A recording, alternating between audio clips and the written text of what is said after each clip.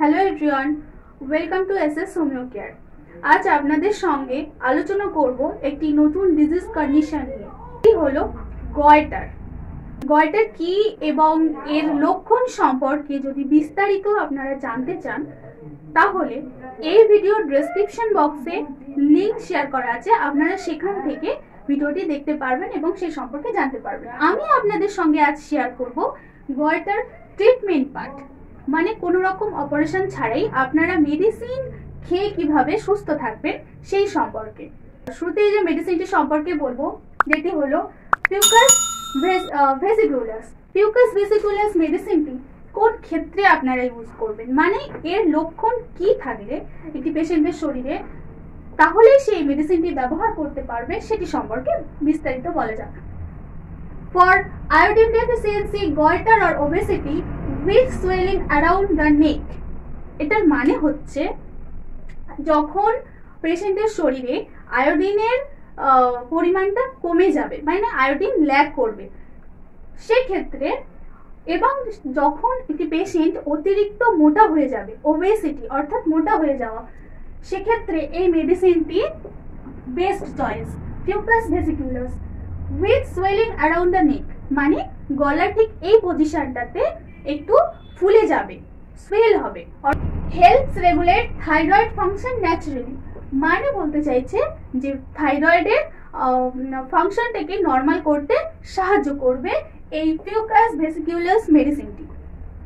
তো বন্ধুরা, আপনারা এই মেডিসিনটি সম্পর্কে বিস্তারিত জানলেন, কিন্তু একটা কথা আমি বলতে চাই যে আপনারা হয়তো ভাবছেন শুধু মেডিসিনের নাম বলা হচ্ছে, কোনো রকম কোনো পোটেন্সি ইউজ করা হচ্ছে না। আমি এক্ষেত্রে পোটেন্সি ইউজ করব না, তার কারণ আমি কোনো ভিডিওতেই পোটেন্সি নিয়ে আলোচনা করি না, কারণ বয়স অনুযায়ী প্রত্যেকটা মানুষের পোটেন্সি আলাদা আলাদা হয়। সেক্ষেত্রে শুধু মেডিসিনের নাম আমি এখানে আলোচনা করব। নেক্সট যে মেডিসিনটি সম্পর্কে আলোচনা করব সেটি হলো ক্যালকেরিয়া আয়োডিটা। ক্যালকেরিয়া আয়োডিটা মেডিসিনটিও গয়টারের জন্য বেস্ট মেডিসিন, এবং এই মেডিসিনটা ঠিক কোন ক্ষেত্রে ব্যবহার হবে? Slow film enlargement of the thyroid, এই ক্ষেত্রে বলতে চাইছে থাইরয়েড এর সিক্রেশনটা খুব স্লো হবে, ধীর গতিতে হবে, এবং ঠিক নেকের কাছে এই পোর্শনটাতে একটু শক্ত হবে, একটু দৃঢ় অনুভব হবে।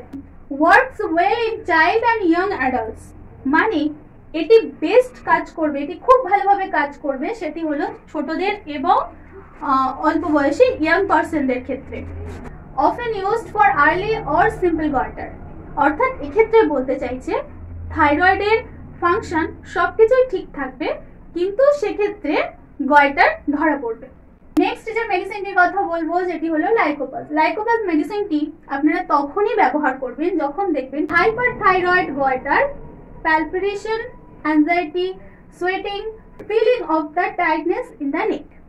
লাইকোপাস মেডিসিনটি আপনারা তখনই ব্যবহার করবেন যখন দেখবেন হাইপার থাইরয়েডিজমের কারণে যখন গয়টার এই ডিজিজটি ধরা পড়বে, এবং তার পাশাপাশি যখন দেখবেন পেশেন্টের প্যালপিটেশন হবে, তার সঙ্গে অ্যাংজাইটি থাকবে এবং সোয়েটিং হবে অর্থাৎ অতিরিক্ত ঘাম হবে, এবং feeling of the tightness in the neck, ঠিক নেক পোর্শনটাতে শক্ত ছুপে ধরা, টেনে ধরা অনুভূতি হবে, সেক্ষেত্রে লাইকোপাস মেডিসিনটি বেস্ট চয়েস। নেক্সট যে মেডিসিনটির কথা বলবো যেটি হলো আয়োডিন।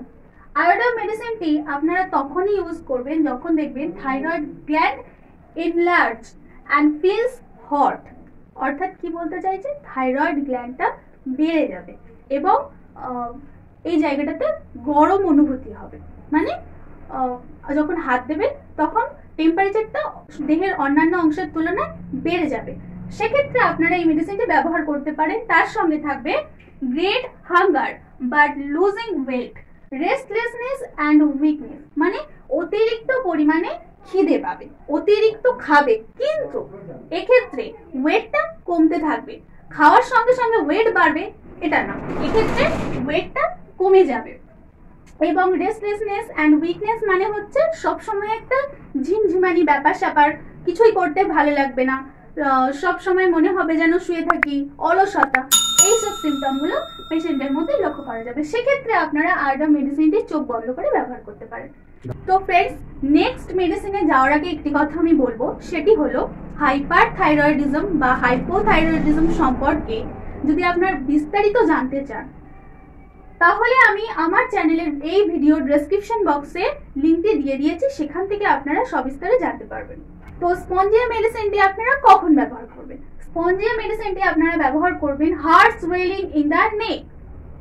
যখন দেখবেন আপনাদের থাইরয়েড এরিয়াতে প্রচন্ড পরিমাণে সোয়েলিং হবে, হার্ট সোয়েলিং, শক্ত অথচ ফোলা অনুভূতি থাকবে, সেক্ষেত্রে আপনারা এই মেডিসিনটি ইউজ করতে পারেন। অবশ্যই তার সঙ্গে থাকবে ড্রাইনেস, অর্থাৎ গলাটা সবসময় শুষ্কতা, শুকনো শুকনো অনুভূতি হবে, মানে গলাটা শুকিয়ে যাবে, এবং choking or pressure in the throat, মনে হবে গলাটা শুকিয়ে যাবে এবং তার সঙ্গে কিছু একটা প্রেশার দিচ্ছে, সেক্ষেত্রে এই মেডিসিনটি best medicine. Course from talking, মানে কথা যখন বলবে সেক্ষেত্রেও, এবং সেটি বিশেষ করে যখন রাত্রেবেলা এই অনুভূতিটা আসবে, সেক্ষেত্রে স্পঞ্জিয়া মেডিসিনটি ভীষণই ভালো।